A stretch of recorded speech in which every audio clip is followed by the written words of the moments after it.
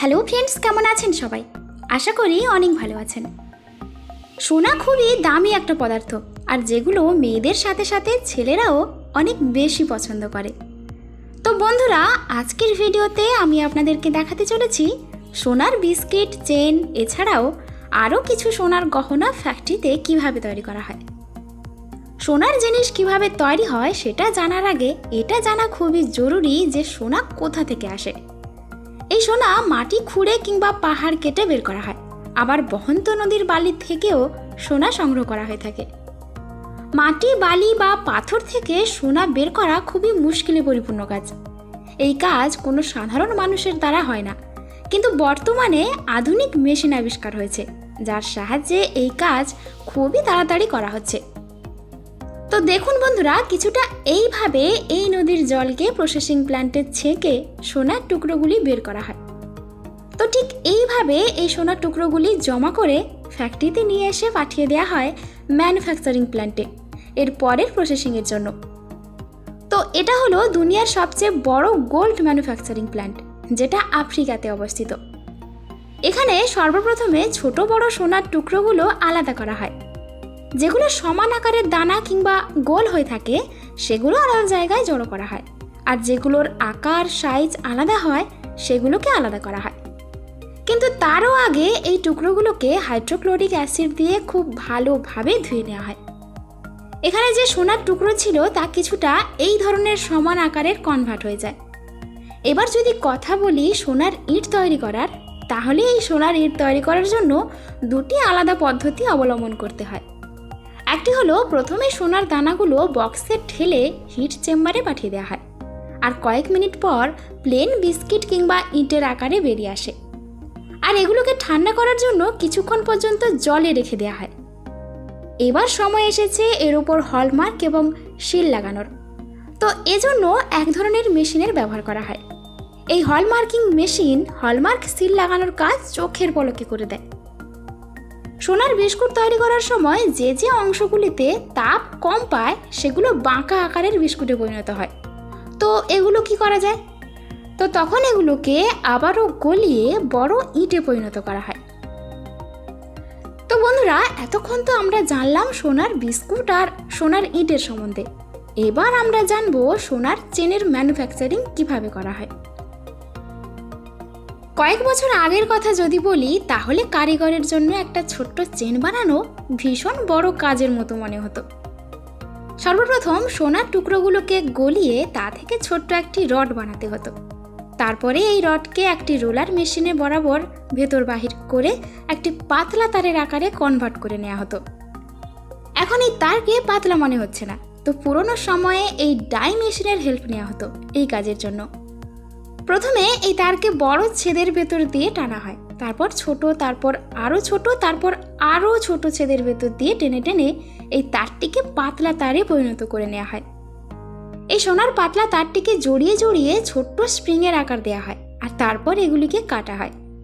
কাটার পরে সবগুলো ছোট ছোট রিংয়ে কনভার্ট হয়। এই ছোট ছোট রিংগুলিকে একে একে জোড়া দেওয়া হয়, আর তার সাথে সাথে আগুনের সাহায্যে এগুলি জয়েন্ট করা হয়, আর এভাবেই তৈরি হয় একটা সোনার চেন। এবার আমরা যদি বলি ফ্যাক্টরি ম্যানুফ্যাকচারিংয়ের ব্যাপারে, তো এই প্রসেস খুবই সহজ হয়। জয়েন্ট দেওয়া থেকে শুরু করে ডিজাইন পর্যন্ত সমস্ত কাজ কত সহজে হয়ে যায় আপনি কল্পনা করতে পারবেন না। ফ্যাক্টরিতে এমন ধরনের মেশিন আছে যেগুলি নিজে নিজে সমস্ত কাজ করে দেয়, আর আলাদা আলাদা ডিজাইনের জন্য আলাদা আলাদা মেশিন ব্যবহার করা হয়। যেমন ধরুন, সোনার চেন তৈরি করার জন্য তারগুলিকে জোড়া দেওয়া, আবার সেই আকারে নিয়ে আসা থেকে শুরু করে নকশা আর তারপর সমস্ত কাজই আলাদা আলাদা মেশিনের মাধ্যমে হয়ে থাকে। আর তারপর ওয়ার্কার সব কিছু ঠিকঠাক আছে কিনা তা চেকিং করে নেয়। এই ফ্যাক্টরিতে সোনার চেন অনেক দ্রুত তৈরি হয়। এটা জেনে হয়তো অবাক হবেন, ফ্যাক্টরিতে মেশিনের সাহায্যে সোনার চেনের বড় বড় বান্ডিল তৈরি করা হয়। তারপর মার্কেটের অর্ডার অনুযায়ী ছোট ছোট চেন তৈরি করে সেগুলোকে ওয়ার্কারের সাহায্যে পরীক্ষা করে মার্কেটে সাপ্লাই করা হয়। এই জন্য বর্তমানে একই রকম সেম ডিজাইনের অনেক প্রোডাক্ট দেখতে পাওয়া যায়। এগুলো আসলে সবই মেশিনের সাহায্যেই তৈরি হয়। এবার আপনাদের দেখাবো ফ্যাক্টরিতে কিভাবে সাবুদানা তৈরি হয়। সাবুদানা মেকিং প্রসেস। সাবুদানা সাধারণত সাবু গাছ থেকেই তৈরি হয়। এই সাবু গাছ কর্ণাটকে খুব বেশি পরিমাণে দেখা যায়, আর ওখানকার চলতি ভাষায় এটাকে পাম্প বা আলু বলা হয়। এই যে আপনারা মূল কাণ্ডটি দেখছেন, এগুলোর স্বাদ এবং পুষ্টিতে ভর্তি। তো ফসল তোলার 24 ঘন্টার মধ্যে এগুলোকে ফ্যাক্টরিতে নিয়ে যেতে হবে, আর যদি সেটা না হয় তাহলে নষ্ট হয়ে যাওয়ার আশঙ্কা থাকে। এবার আমরা চলে এসেছি ফ্যাক্টরিতে। এখানে ক্ষেত থেকে নিয়ে আসা সাবু পরিষ্কার জলে খুব ভালোভাবে ধুয়ে নেওয়া হয়। তারপর এগুলিকে 2 থেকে 3 ইঞ্চির সমান করে কাটা হয়, আর তারপর মেশিনের সাহায্যে এগুলিকে ছিলে আলাদা করে নেওয়া হয়। কারণ এর খোসাতে খুবই হালকা বিষাক্ত রাসায়নিক পদার্থ পাওয়া যায়। তাই আপনাকে সাবধান করছি, খোলা সাবুদানা কখনোই কিনবেন না। যখনই কিনবেন ব্র্যান্ডেড কোম্পানির সাবুদানা কিনবেন। বন্ধুরা, কিছু কিছু কোম্পানি সাবুদানাগুলিকে বেশি সাদা করার জন্য ক্ষতিকারক কেমিক্যালও ব্যবহার করে থাকে। তারপর গ্রাইন্ডার মেশিন ছিলা অংশগুলিকে পিষে দুধের মতো বানিয়ে নিয়ে আলাদা আলাদা ছাকনায় ছেঁকে দেয়, যেন এর থেকে খোসা ও দুধ আলাদা হয়ে যায়। এরপর কন্টেনারে এই দুধকে ভালোভাবে ফুটিয়ে নেওয়া হয়। কয়েক ঘন্টার মধ্যে এই দুধ শুকিয়ে যায় এবং পাউডারিং মেশিনে পিষে পাউডার বানিয়ে নেওয়া হয়। আমি আপনাদেরকে আগেই বলেছিলাম যে সাবুদানা ব্র্যান্ডেড কোম্পানিরই নেওয়া ভালো। আপনারাই দেখুন টাকার জন্য থার্ড ক্লাস কোম্পানি কিভাবে এত খারাপ প্রক্রিয়ায় সাবুদানা তৈরি করছে। তো আবার চলে যাই আমাদের ব্র্যান্ডেড ফ্যাক্টরিতে। এখানে এই মেশিন এই পাউডারগুলিকে সাবুদানার গোল আকারে পরিণত করছে। এগুলিকে ফ্যাক্টরিতে ন্যাচারালভাবে তৈরি করা হয়। এখন এগুলি একটু নরম আছে, তো এগুলোকে শক্ত করার জন্য রোস্টার মেশিনের সাহায্যে সেঁকে নেওয়া হয়, যার সাহায্যে সাবুদানা মজবুত হয়ে যায়। এইবার আমাদের সাবুদানা তৈরি। এরপর এগুলোকে প্যাক করে মার্কেটে বিক্রি করার জন্য পাঠিয়ে দেওয়া হয়। Mosquito coil making process. আজকের বেড়ে চলা টেকনোলজির সময় মশা মারার অনেক ধরনের জিনিস তৈরি হয়ে গেছে, তার মধ্যে মসকুইটো কয়েল হলো একটি।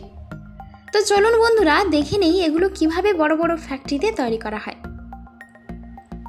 সর্বপ্রথম উল্কপস, সিন্ট্রেলা, টার্মিকা আর কোকোনাট পাউডার ভালোভাবে মিক্স করে নেওয়া হয়। ভালোভাবে মিক্স হওয়ার পর সুন্দর সেন্টের জন্য এতে পারফিউম পাউডার আর কালার দেওয়া হয়। এরপর একটি কেমিক্যাল দেওয়া হয় যেটা মশার নার্ভাস সিস্টেমকে খারাপ করে দেয়। এরপর সব উপাদান ভালোভাবে মিশে যাওয়ার পর কন্টেনার থেকে পেস্ট বের করা হয়। তারপর কনভেয়ার বেল্টের সাহায্যে পেস্টগুলোকে সিটে পরিণত করা হয়। এবার স্টাম্পিং মেশিনের সাহায্যে শিটগুলোকে কয়েলে পরিণত করা হয়। তারপর এই কয়েলগুলোকে শুকানোর জন্য কয়েক ঘন্টা হিট চেম্বারে পাঠিয়ে দেওয়া হয়। এবার ভালোভাবে শুকিয়ে যাওয়ার পর বাইরে বেরিয়ে আসে। এবার এগুলোকে প্যাক করে মার্কেটে পাঠিয়ে দেওয়া হয়। বন্ধুরা, মশা মারা কয়েলের ধোঁয়া খুবই বিষাক্ত, যেগুলো বাচ্চাদের জন্য খুবই হানিকারক। তো এই জন্য এসবগুলো থেকে আমাদের দূরে থাকা উচিত।